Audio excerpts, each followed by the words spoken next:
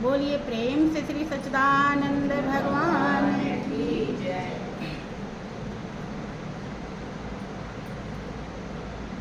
फिर फकीर जी का अनुभव है, दस तोरे मोहब्बत है बस यही, दस तोरे मोहब्बत बस यही, हंसती को मिटाना पड़ता है, हंसती को मिटाना पड़ता है। जिस दुख को फरिश्ते सह ना सके, जिस दुख को फरिश्ते सह ना सके, उस दुख को सहना पड़ता है, उस दुख को सहना पड़ता है।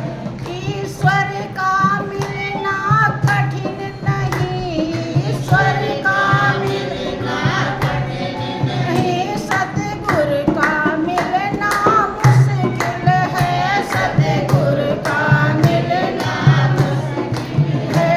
ईश्वर का मिलना कठिन नहीं, ईश्वर का मिलना कठिन नहीं, सतगुरु का मिलना कठिन है, सतगुरु का मिलना मुश्किल है, सतगुरु का मिलना मुश्किल है, सतगुरु का मिलना मुश्किल है। कामिल सतगुरु पाने के लिए, कामिल सतगुरु पाने के लिए सर भेंट चढ़ाना पड़ता है, सर भेंट चढ़ाना पड़ता है। कामिल सतगुरु पाने के लिए, कामिल सतगुरु पाने के लिए सर भेंट चढ़ाना पड़ता है, सर भेंट चढ़ाना पड़ता है। दस तोरे मोहब्बत है बस यही, दस तोरे मोहब्बत है बस यही, हंसती को मिटाना पड़ता है, हंसती को मिटाना पड़ता है। जिस दुख को फरिश्ते सह ना सके, जिस दुख को फरिश्ते सह ना सके, उस दुख को सहना पड़ता है, उस दुख को सहना पड़ता है। फकीर का अनुभव है प्रेमी सज्जनों, ईश्वर का मिलना कठिन नहीं, सतगुरु का मिलना मुश्किल है। क्योंकि जिस सतगुरु के द्वारा 10वां दरवाजा खुलता है, वो सतगुरु बहुत कम पाए जाते हैं। कि सिंहों की लहड़ा नहीं, हंसों की नहीं पात, और लालों की नहीं बोरियां, साधु न चले जमात। सिंहों के झुंड नहीं होते, हंसों की पंक्तियां नहीं होती, और लाल की बोरियां नहीं होती, और साधु की जमात नहीं होती। साधु कोई बिरले ही है जो वास्तव में इस मालिक के लिए इस दुनिया में जीता है। ये कह रहे हैं कि सतगुरु का मिलना मुश्किल है। क्यों मुश्किल है? एक तो कम ही पाए जाते हैं, और दूसरे आपके अंदर वो कर्म कमाई नहीं होती जो उन्हें पाने की लालसा बना सके। काहे? कामिल सतगुरु पाने के लिए सर भेंट चढ़ाना। आप यमराज को तो जरूर चढ़ा देंगे, लेकिन गुरु को कोई बिरले ही चढ़ाता है। सर भेंट, यहाँ कठिनाई सहने के लिए कोई तैयार नहीं। हमने देखा है कि जब गुरु दरबार में कोई प्रेमी भक्त आया करते थे, या यहाँ भी आते हैं, तो उनका दिल दिमाग घर पर ही टंगा रहता है। जितनी देर के लिए आते भी कोई बिरले है कि जो यहाँ शांति से बैठा रहे, नहीं उसके दिमाग में कुछ, जितनी देर बैठा है उतनी देर भी कुछ और ही। और अगर 2 दिन रुक गया तो तीसरे दिन लगता है कौन सी फांसी की सजा होने जा रही है, कब जल्दी से यहाँ से भागे। हमने बहुत, एक प्रेमी भक्त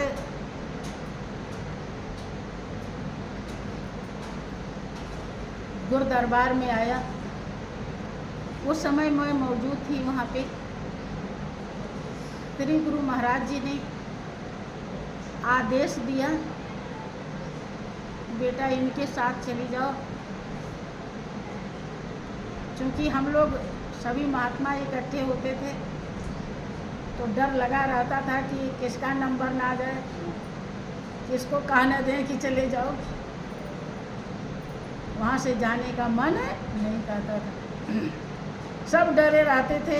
अब जिसको आदेश हो गया तो उसे जाना ही, वो मना नहीं कर सकता। और बहुत बार क्या होता था कि जिसको आदेश दे दिए किसी को तो वो तो मुरझा ही गया, वो तो रोने धोने भी लगते। और अब सब निश्चिंत हो गए, चलो इसे आदेश मिला है और हम तो रहेंगे। फिर भी क्या हुआ कि बस में बैठते बैठते कहने तुम उतर जाओ, अब ये जाएगा। जो पहुंचाने जा गया है वो उसको बैठा देते थे और जो उसमें बैठ रहा था उसको उतार। तो ज़्यादा निश्चिंत, तो कोई रोने लगता था तो कहते थे रहना नहीं देश गिरा, समझाते थे। तो बहुत सेवा चल रही थी दरबार में, सब सेवा में भाग रहे थे। खाने पीने की भी फुर्सत, यहाँ हमारे जितने जो प्रेमी हैं, जिस गुरु दरबार में हम पले हुए थे, अगर शायद आपको रख दिया जाए तो एक भी सही सलामत नहीं रहो। हाँ हो सकता है एक आध हो भी, ऐसा भी नहीं कहा जा सकता, लेकिन देखने में तो ऐसे ही आता है। तो अब वो देख रहा प्रेमी की यहाँ तो सुबह 4 बजे ही जगा दिया गया, अब नहाओ, नहा लिए, अब ध्यान में बैठ जाओ। ध्यान में बैठ गए, फिर अब आरती में चलो, फिर आरती में चले। अभी खाने पीने को कोई गुंजाइश नहीं है। अब चलो वो ईंट उठा के वहाँ रखो, अब वो फौड़ा वहाँ चलाओ, सेवा शुरू हो गया। खाना बन रहा है, अब चूल्हे पे बन रहा है, कब तैयार होगा ये भी कुछ पता नहीं। वो तो यही देख देख के परेशान होते। कुछ तो सुबह ही चाय पीने लगते अपने घर पे। हमारे गुरु महाराज जी चाय भी बड़े मुश्किल से, कोई बहुत कुछ लोग सर पकड़ लेते थे कि मेरा सर दर्द करने लगा, चाय नहीं मिला। हम लोग इसीलिए चाय नहीं पी, अब हम लोगों की आदत पीने ही नहीं देते तो आदत बनी ही नहीं थी। अब 50 साल की जब उम्र हुई तब अब पीना शुरू की। कहते थे तुम्हारी आँख खराब हो जाएगी, तुम्हारा ये हो जाएगा, तुम्हारा हो सकता है आँख इसीलिए बची हो क्योंकि हमारी बचपन से आँख भी बहुत कमजोर, खाद्य से ज़्यादा। तो वो प्रेमी भक्त देख देख करके परेशान हो रहा है और मुझे लेकर के मुझे आदेश हुआ कि इसके साथ में जब मैं चली। अब कुछ दूर तो बस से जाना था, फिर तांगे पे बैठ के जाना था उसके गांव में। तांगे में बैठ गई। अब वो कहने लगा कि महात्मा जी मैं कुछ पूछना चाहता हूँ, क्या पूछो। वहाँ देख करके शांति नहीं पाया, बेचैन है बहुत ज़्यादा। कहने लगा कि मैं तो सुना था कि गुरु दरबार में बड़ा शांति रहता है। तो फिर हाँ, शांति तो रहता ही है। आपको कहाँ अशांति दिखाई पड़े? कि मुझे तो सब अशांति अशांति दिखाई पड़ी। कि क्यों? क्या किसी को ना सोने का टाइम है, ना खाने का टाइम है, ना तो उसकी कोई बात पूछी जा रही है, बस सेवा ही सेवा।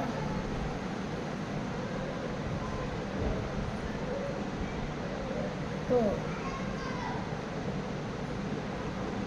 ये क्या है? ये कौन सी शांति है?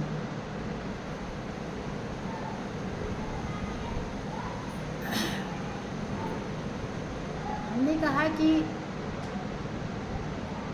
एक माँ होती है, जब उसे मालूम होता है कि मेरे पेट में जो बच्चा पल रहा है ये मेरे कुल खानदान को रोशन करेगा, मेरा कुल खानदान बढ़ाएगा, तो वो गर्भ में लिए लिए चलती रहती है, ढोती रहती है, बड़ी खुश रहती है, कभी दुखी नहीं होती है। और प्रसव पीड़ा जो मौत के समान दर्दनाक होता है, उस प्रसव पीड़ा को भी प्रेम पूर्वक सह लेती है। बच्चे का मुंह देखती है तो हंस, कारण इतना दर्द क्यों सहा? वो दर्द भी उसे अशांति नहीं देता, क्या देता है? शांति, क्योंकि उसका रहस्य उसे मालूम है कि जो यहाँ प्रेमी भक्त दुनिया के रगड़े झगड़े को त्याग करके ये समझते हैं कि यहाँ का जो कड़कड़ है वो गुरु के चरणों की धूल से सना हुआ है, जो धूल देवी देवताओं को दुर्लभ है, वो धूल हमें मिल रही है। आज सौभाग्य से निस्वार्थ निष्काम बिना किसी हेतु के हम कर्म करने का सौभाग्य पाए हैं अपने मालिक के लिए।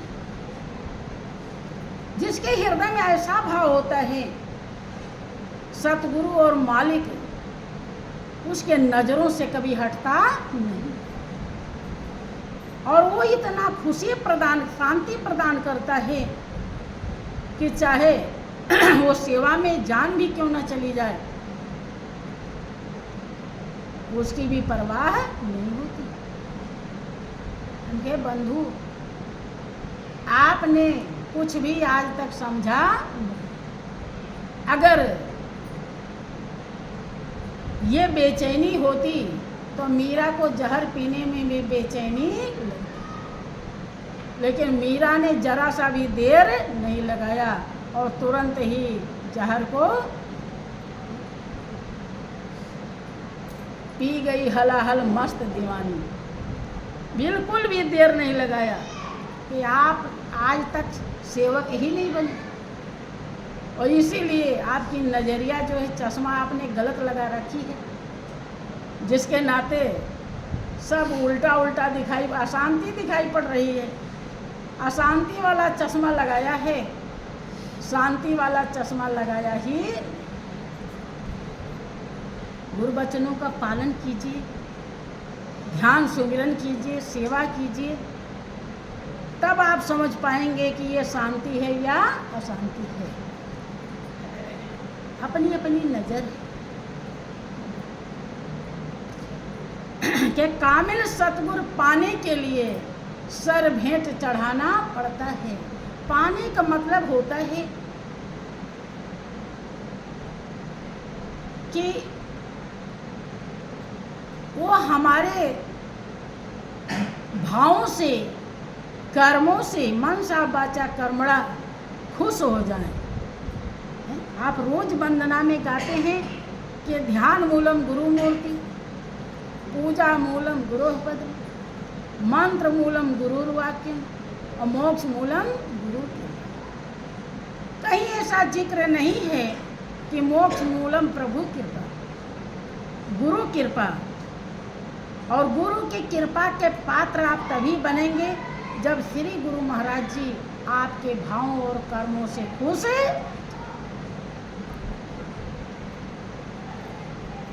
और तभी, क्योंकि उनका जो आदेश होता है वह आपके मन के विपरीत होता है, इसीलिए उस आदेश को लोग धारण नहीं कर पाते हैं, क्योंकि वो जानते हैं कि मन से जो कुछ भी आप करेंगे तो मन पर नशा है दुनिया का, और ये मन जब नशीला है तो इसे होश ही नहीं है कि क्या सही है क्या गलत है, क्या धर्म है क्या अधर्म है, क्या फायदा है क्या नुकसान है, किस कर्म से दुर्गति और किस कर्म से सदगति। इसीलिए मन को ये किनारे रखने के लिए कहते हैं और अपनी आज्ञा का पालन करो। और वही इंसान के लिए बहुत कठिन होता है कि कामिल सतगुर पाने के लिए, अर्थात उन्हें खुश करने के लिए, अपने लायक बनाने के लिए सर भेंट चढ़ाना पड़ता है। सर भेंट चढ़ाना, अब कहीं ऐसे मत समझ जाना कि सही में सर कटवाना पड़ेगा। हाँ, कटवाना तो पड़े। कौन कौन सर? वो सर सब आपके अंदर छुपे हुए हैं। वो सर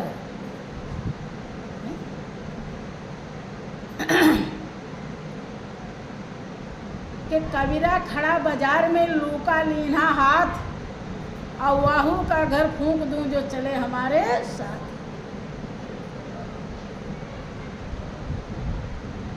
अब कौन सा घर फूंकेंगे? ये वाला? किस घर में आप रहते हैं? इसके अलावा भी कोई घर है कि यही घर है कोई घर? नहीं याद है? आप काम, क्रोध, लोभ, मोह, अहंकार रूपी घर में रहते हैं। ये वाला घर ज्ञान रूपी लूका से फूंक देता है, जो चले हमारे साथ, अर्थात हमारा संग कर ले। जैसे हमने सतगुरु का संग किया तो ज्ञान रूपी अंगार से ये सारे घर जल गए। ऐसे आप भी हमारा संग कीजिए, कबीरदास जी दावा करते हैं। तो ज्ञान रूपी अंगार को इस घर पे रखते जाइए और ये जलते चले जाएंगे। जो चले हमारे साथ, किसका घर फूंकेगा? जो हमारी मानेगा, जो हमारी सीख पर चलेगा। जो सीख पर नहीं चलेगा उसका घर नहीं जलाना, जलता ही नहीं, जलेगा ही नहीं। कि कबीरा खड़ा बाजार में मांगे सबकी खैर, ना काहू से दोस्ती ना काहू से बैर। देखो आपके श्री गुरु महाराज जी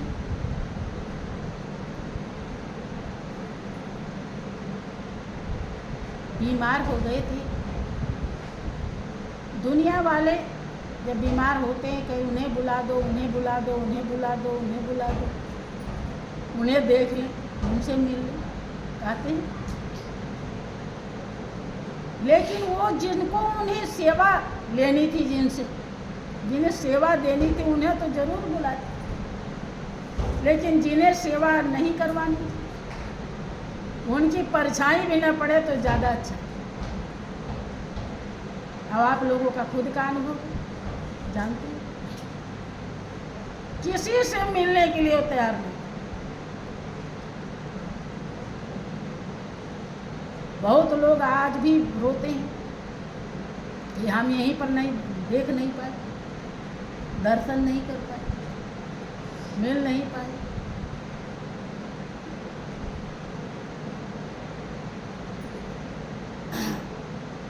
कारण कि खैर तो सबका मांग ही रहे थे, खैर के लिए ही रात दिन इतना जिंदगी जिए थे,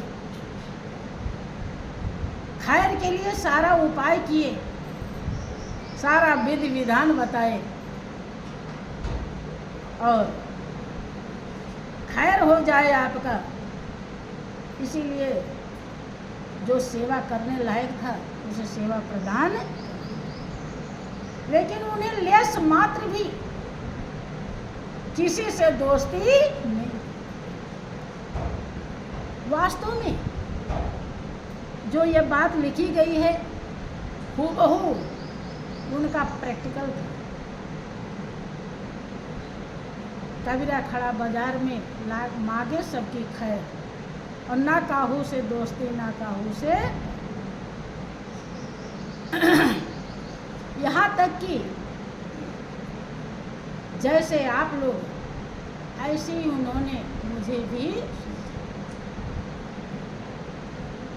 किसी को भी ज़्यादा कम नहीं समझा। हाँ, जिसके कर्म में जितनी सेवा थी वो सेवा प्रदान कर दिया, एक एक पल को धन्य बनाया। आगे समझाते हैं, दस तुरे मोहब्बत है बस यही, दस तुरे मोहब्बत है बस यही, हंसती को मिटाना पड़ता है, हंसती को मिटाना पड़ता है, जिस दुख को फरिश्ते सह ना सके, जिस दुख को फरिश्ते सह ना सके, उस दुख को सहना पड़ता है, उस दुख को सहना पड़ता है। जब नजरे करम सतगुर ने करी, जब नजरे करम सतगुर ने करी, मंजिल उसकी दूर नहीं, मंजिल उसकी दूर नहीं। हाँ, नजरे करम पाने के लिए, हाँ नजरे करम पाने के लिए सतगुर को रिझाना पड़ता है, सतगुर को रिझाना पड़ता है। हाँ, नजरे करम पाने के लिए, हाँ नजरे करम पाने के लिए सतगुर को रिझाना पड़ता है, सतगुर को रिझाना पड़ता है। सब कुछ सहज है, लेकिन सतगुर को रिझाना कैसा है? कठिन है। काहे कठिन है? क्योंकि मन वाली यहाँ चलती, इसीलिए जिसका मन जिंदे मर जाता है वो जिंदे मुक्त हो जाता है। मन ही मुक्त नहीं होने देता, अर्थात मालिक को हृदय में बसने नहीं देता है। और एक म्यान में दो तलवार नहीं होती। जब कुर्सी खाली ही नहीं तो दूसरा कैसे बैठे? सतगुरु को रिझाना पड़ता है। भाइयों बहनों, वास्तव में इस दुनिया में कठिन कुछ भी नहीं, भक्ति भी कठिन नहीं है। भक्ति का मर्म कठिन है। जो मर्म समझ लेता है, जिसको लग जाता है कि जीना और मरना एक समान है। आए हैं इस दुनिया में, जब आते हैं तो लोग खुश होते हैं और जब जाते हैं तो दुखी होते हैं। लेकिन जिसने मन को मार लिया, मीरा के लिए जिक्र आता है कि जीना मरना समान बिताने लगे। वास्तव में ये ऐसे नहीं समझ पाओगे। जौहर की गति जौहर जाड़े की चिड़लाई। जिसने जौहर व्रत किया हुआ वो जानता है कि उसमें क्या क्या किया जाए, कैसे किया जाए। आप अगर उस रास्ते पर चल पड़ेंगे तब आपको अनुभव होगा कि जो समझाया जा रहा है वो सही है। और जब तक उस रास्ते पर आप बढ़िया से नहीं चलते हो तब तक समझ में बात मन को हटाते ही मंजिल मिल जाती है। और एक दिन इस जीवन को हर किसी को देना ही है। हाँ, जब देना होगा जबरदस्ती लेने वाला ले जाएगा, और जब वो ले जाएगा तो बड़े कठिन हैं यम के फंदे, दुखी करेंगे तेरे प्राण सतगुरु के बिना, और मिलता नहीं है आत्मज्ञान सतगुरु के बिना, और होता नहीं है कल्याण सतगुरु। तो बहुत ही दुख भी देंगे, कोई रिश्ता नाता नहीं रहेगा, क्योंकि आप किस काम के लिए आए थे वो काम आपने किया नहीं। वो काम सतगुरु बताते हैं, और सतगुरु की मर्जी से जब आप करते हैं तो मन की मर्जी खत्म हो जाती है और जिंदे वो गति मिल जाती है जिस गति के लिए आप इस दुनिया में भेजे गए। महापुरुष कहते हैं कि ये दुनिया की चकाचौंध ऐसे है जैसे एक मील तक फूल और इसके बाद कांटा ही कांटा। और सतगुरु की मर्जी ऐसी है कि एक मील तक कांटा, इसके बाद फूल ही। जाना हर किसी को है, कोई रोकर मरा, कोई हंस कर मरा, और जिंदगी उसी के जो प्रभु का होकर मरा। लेकिन प्रभु का होना मन मर्जी वहाँ नहीं चलेगी। अगर प्रभु का होना है तो वहाँ गुरु की मर्जी चलेगी, मन की मर्जी नहीं। बोलिए प्रेम से श्री सच्चिदानंद